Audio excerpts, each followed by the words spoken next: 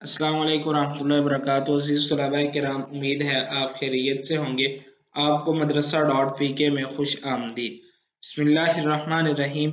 इस्लाम और जदीद सियासी माशरती अफकार, जो कि एम इस्लामियात का पर्चा है, जिसका सबक नंबर 25 आज हम ज़ेर बहस लेकर आएंगे। आज के सबक का उन्वान होगा इस्लामी दस्तूर रियासत। इस उन्वान के तहत हम चंद एक चीज़ें समझने की और जानने की कोशिश करेंगे, यानी कि इस्लामी रियासत का असल दस्तूर और कानून क्या होता है। आज का सबक शुरू करने से कबल गुज़श्ता सबक का खुलासा दोहरा लेते हैं और ये जान लेते हैं कि गुज़श्ता सबक में हमने कौन सी चीज़ें सीखने की और समझने की कोशिश की। गुज़श्ता सबक में रियासत और उसकी जिम्मेदारियाँ, इस उन्वान के तहत हमने इस्लामी रियासत की जिम्मेदारियाँ क्या है ये जानने की कोशिश की। उसके बाद सिया करेसी और इसकी बुनियाद क्या है, इसके मुतालिक मालूमात हासिल करने की कोशिश की।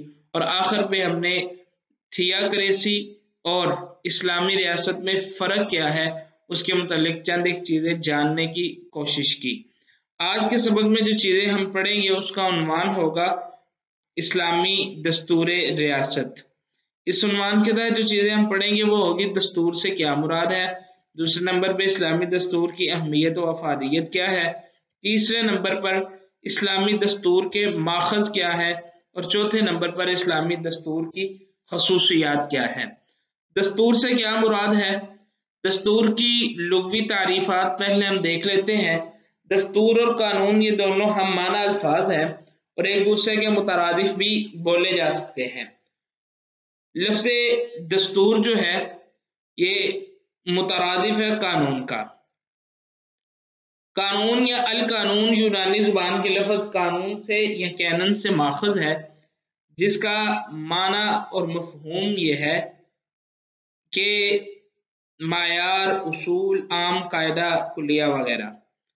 ये दर्जन मफ़ाहीम में इस्तेमाल होता है, मायार के माने में, इसी तरह असूल के माने में, इसी तरह आम, कायदा और कुलिया के माने में, और चौथे नंबर पर दीनी फतवा वगैरह के माना में। कानून की इस्तिलाही तारीफ देख लेते हैं जी।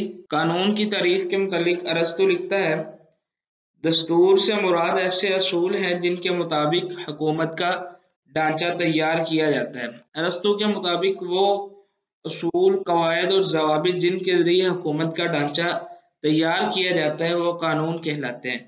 इसी तरह चैम्बर्स इंसाइक्लोपीडिया के मुताबिक कानून की तारीफ कुछ इस अंदाज से की है कि कानून अखलाकी रवाबित के उन कवायद का नाम है जो किसी रियासत के आज़ाद, खुद मुख्तार अहल इक़्तिदार अपने मुल्क के लोगों के लिए तजवीज़ करें।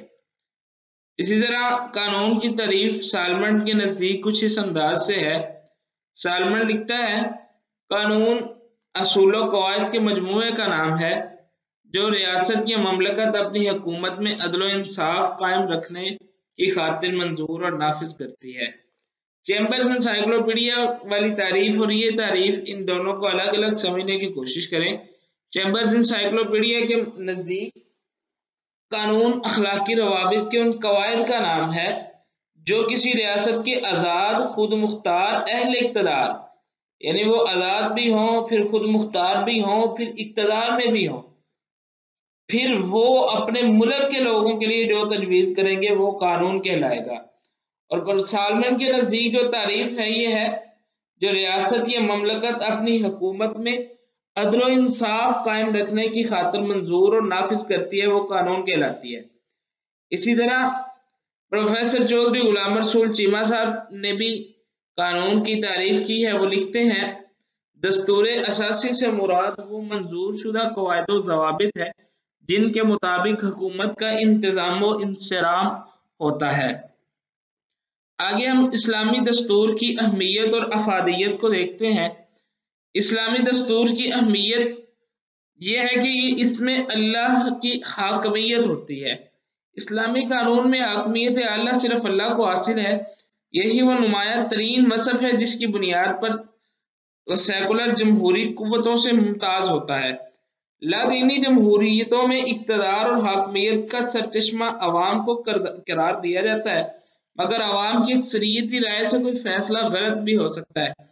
इस्लाम में हाकमियत अल्लाह का हक अल्लाह के सिवा किसी पार्लियामेंट, सदर, वजीर या चीफ एग्जीक्यूटिव को हासिल नहीं है, और यही وجہ ہے کہ اسلام میں انسان کو حکومت کا اختیار عوام کی خدمت اور اللہ کی نیابت کے لیے ملتا ہے۔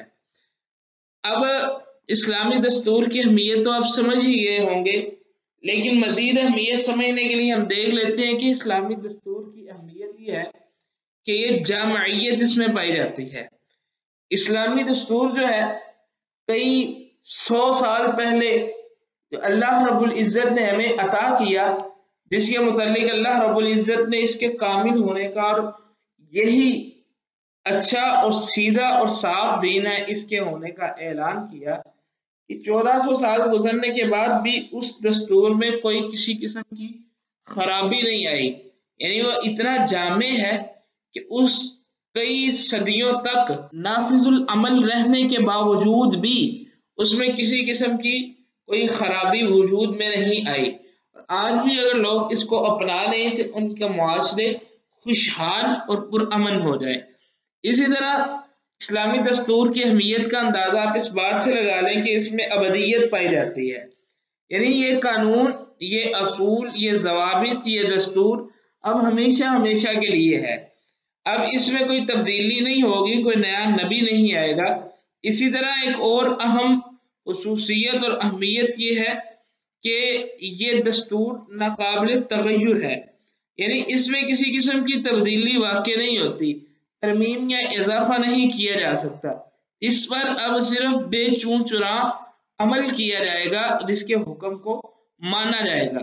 جیسا کہ اللہ رب العزت فرماتے ہیں الیوم اکملت لکم دینکم واتممت علیکم نعمتی ورضیت لکم الاسلام دینا، کہ آج کے دن میں نے اپنی نعمت کو مکمل کر دیا ہے، یعنی دین کو، دستور کو، دستور حیات کو، جو رہنمائی وحی کی شکل میں نازل ہوتی ہے، ہم نے وحی کے ذریعے اس دین کو مکمل کر دیا، تمہارے لیے دین اسلام کو چن لیا ہے، اس کو اپنی نعمت بنایا ہے۔ اسی طرح اسلامی دستور کی اہمیت انسانی نفسیات کے رعایت ہے، یعنی اللہ رب العزت نے جو قانون، جو دستور ہمیں دیا ہے، یہ انسانی نفسیات اور انسانی طباع کو پوری کرنے کی صلاحیت رکھتا ہے۔ انسانی قانون میں کبھی بھی تمام انسانی طبیعتوں اور تقاضوں کی رعایت ممکن نہیں ہے، لیکن اللہ رب العزت کی طرف سے نازل کردہ قانون اور دستور میں انسانوں کی طبیعتوں کا لحاظ رکھا گیا ہے۔ اسی طرح اس قانون کی اہمیت اس بات سے سمجھ لیں کہ یہ اس قدر انسان کی طبیعت کے موافق ہے کہ ایک چھوٹی سی مثال، ایک عام سی مثال کہ اللہ رب العزت نے رسول اللہ صلی اللہ علیہ وسلم کی زبانی ہمیں یہ حکم دیا کہ اپنے ناخنوں کو تراشا کرو۔ اب انسان کی طبیعت ہے کہ اگر یہ ناخن تراشنے کا حکم نہ بھی دیا جاتا تو ہم اس کو تراشتے، کیونکہ یہ ایک اضافی چیز ہے۔ جب یہ اللہ رب العزت نے حکم دیا، اس سے مراد یہ ہے کہ انسانی طبیعت، انسانی رعایت کے موافق ہے یہ دستور اور قانون۔ اسی طرح آخر میں ہم دیکھ لیتے ہیں جی اسلامی دستور کی اہمیت اس بات سے بھی ہے کہ نظام عدل اور امن عامہ، یعنی عام طور پر سب لوگوں کے لیے امن کی باقاعدہ طور پر ضمانت دی جاتی ہے، ہر کسی کے لیے نظام عدل ایک ہوتا ہے، کسی کے لیے الگ نہیں ہوتا اور اس میں فرق نہیں کیا جاتا۔ آگے ہم دیکھتے ہیں جی اسلامی قانون کے ماخذ کیا ہے۔ اب سوال یہ ہوتا ہے کہ ماخذ سے مراد کیا چیز ہے؟ ماخذ سے مراد یہ ہے وہ ذرائع جن سے قانون اخذ کیا جائے۔ دین اسلام میں کچھ بنیادی ماخذ ہے اور کچھ ثانوی ماخذ ہے۔ بنیادی ماخذ وہ ہیں جن سے ڈائریکٹ لیا جائے، ثانوی ماخذ وہ ہیں جن کے ذریعے جب بنیادی ماخذ سے کوئی بات نہ ملے تو پھر ثانوی ماخذ سے لی جاتی ہے۔ اسلامی دستور اور اسلامی قانون کے ماخذ جو ہے، سب سے پہلا ماخذ قرآن مجید ہے۔ قرآن مجید نہ صرف آسمانی بلکہ قدیم بھی ہے، رسول اللہ صلی اللہ علیہ وسلم پر جز کر کے تقریباً 23 سال کے عرصہ میں نازل ہوئی۔ ہر سورت کا ایک نام ہے، ہر سورت آیتوں سے مرکب ہے، اکثر وہ صورتیں جن میں احکام ہے ان مسائل کے طے کرنے کے لیے نازل ہوئی ہیں جو فی الحقیقت اس وقت درپیش تھے۔ قرآن مجید اللہ رب العزت کی آخری کتاب ہے، اور اللہ رب العزت نے اس کے متعلق فرمایا کہ ما فرطنا فی الکتاب من شیء، ہم نے کتاب میں کسی چیز کی کوئی کمی نہیں چھوڑی، یعنی ہر چیز بیان کر دی ہے۔ تو اب ہر چیز جب بیان کر دی ہے تو وہ اسلامی قانون کا بنیادی ماخذ پھر جو بنا وہ قرآن مجید ہے۔ قرآن مجید ہر چیز کی اساس ہے، اور سب سے پہلے ہمیں کوئی بھی قانون تلاش کرنے کے لیے قرآن مجید کو دیکھنا ہوگا، قرآن مجید کی شروحات کو دیکھنا ہوگا، اور اس کو ذہن لڑا کے حل کرنے کی کوشش کرنی ہوگی کہ ہم کس انداز سے نئے پیش آمدہ مسائل کو دین اسلام کی روشنی میں حل کر سکتے ہیں۔ اسلامی قانون کا دوسرا ماخذ جو ہے وہ حدیث نبوی صلی اللہ علیہ وسلم ہے، جس کے متعلق اللہ رب العزت نے فرمایا وَمَن يُطِعِ الرَّسُولَ فَقَدْ أَطَاعَ اللَّهَ، کہ جو کوئی بھی رسول کی اطاعت کرے گا وہ اللہ کی اطاعت کرے گا۔ اب رسول کریم صلی اللہ علیہ وسلم کی اطاعت کیا ہے؟ رسول کریم صلی اللہ علیہ وسلم کی اطاعت یہ ہے کہ جو اللہ کے نبی صلی اللہ علیہ وسلم نے ہمیں حکم دیا ہے ہم اس حکم کو مانیں، اس کی خلاف ورزی نہ کریں۔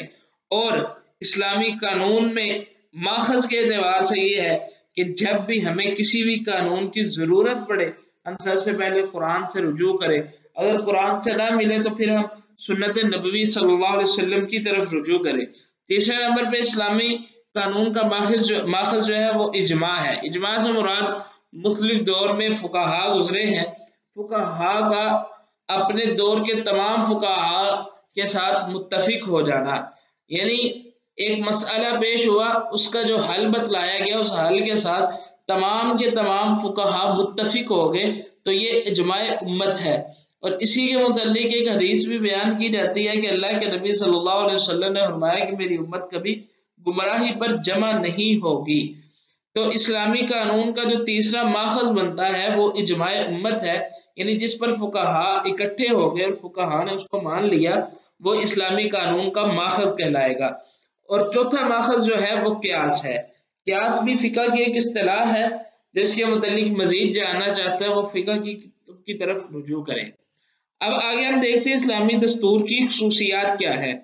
اسلامی دستور کی کئی خصوصیات ہیں، یہاں پہ صرف پوائنٹس کی شکل میں چند خصوصیات ذکر کی جائیں گی۔ اسلامی دستور مکمل نظام حیات ہے، جیسا کہ اللہ رب العزت نے فرمایا کہ الیوم اکملت لکم دینکم۔ اسی طرح اس میں نظام عدل موجود ہے، کسی کے ساتھ ناانصافی نہیں کی جاتی۔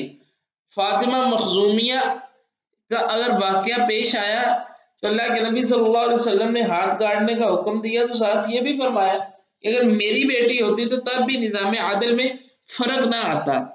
اسی طرح توازن اور اعتدال موجود ہے۔ اس نظام میں توازن اور اعتدال کی مثال یوں لے لیں کہ عبادات میں بھی اللہ رب العزت نے رسول اللہ صلی اللہ علیہ وسلم کی زبانی ہمیں یہ تعلیم دلائی ہے کہ اگر عبادت کرتے کرتے تمہیں نیند آ گئی ہے تو عبادت کو چھوڑ دو اور نیند کو پورا کرو۔ کہیں ایسا نہ ہو کہ تم نیند میں کوئی ایسی باتیں کہہ دو یا ایسے الفاظ کہہ دو جو تمہیں نہیں کہنے چاہیے۔ اسی طرح عقل و حکمت کے مطابق ہے، بنیادی انسانی حقوق کا تحفظ اس دین میں موجود ہے، طبیعت انسانی کے قریب تر ہے، ابدیت اور دوام پایا جاتا ہے اس میں۔ اسی طرح دیگر کئی خصوصیات بھی ہیں۔ ہم آج کے سبق کا خلاصہ دیکھ لیتے ہیں۔ آج کے سبق میں ہم نے اسلامی دستور ریاست کے تحت دستور سے کیا مراد ہے، اس کے بعد پھر اسلامی دستور کی اہمیت اور افادیت کیا ہے یہ جاننے کی کوشش کی، اس کے بعد اسلامی دستور کے ماخذ کیا ہیں ان کے متعلق رہنمائی لی، اور آخر پہ ہم نے اسلامی دستور کی خصوصیات کو جاننے کی۔ اگلے سبق میں ہم انشاءاللہ العزیز پڑھیں گے اہم اعضائے ریاست، اور اہم اعضائے ریاست میں سے بھی مقننہ کو ہم اگلے سبق میں پڑھنے کی اور سمجھنے کی کوشش کریں گے۔ اگلے سبق میں ہم مقننہ کا معنی مفہوم جاننے کی کوشش کریں گے، اس کے بعد پھر مقننہ کی اقسام کتنی ہیں، مقننہ کے فرائض کتنے ہیں، اور اسلامی ریاست میں مقننہ اور مغربی جمہوری نظام مقننہ میں فرق کیا ہے یہ جاننے کی کوشش کریں گے۔ تب تک آپ اس سوال کو حل کرنے کی کوشش کریں۔ سوال یہ ہے کہ دستور اسلامی کے ثانوی ماخذ کیا ہے؟ آپ اس سوال کو حل کرنے کی کوشش کریں۔ تب تک کے لیے اللہ حافظ، اپنا خیال رکھیے گا۔